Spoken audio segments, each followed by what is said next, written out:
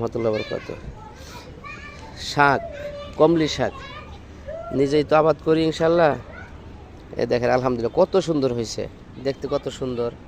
হ্যাঁ, এই যে ডাটাগুলো সুন্দর হয়েছে। এই বেগুন গাছটা কয়েকবার বিভিন্ন জায়গায় সরানো করার পরে এইবার টিকছে, সুন্দর হয়েছে। এই যে অনেকগুলো ফুল আসছে, বেগুন আসতেছে আলহামদুলিল্লাহ। এই যে আপনারা দেখতে পাচ্ছেন, এই যে বেগুন ধরছে।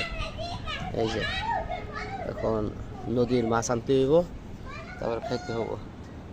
এই যে আবার ফুল আসতেছে সুন্দরভাবে।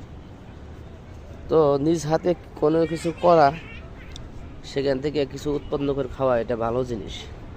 কে কীভাবে নেবেন জানি না, কিন্তু আমাদের সবারই কিছু না কিছু করা উচিত। এই যে ভালো কিছু খাবেন, একটু কষ্ট করে খান।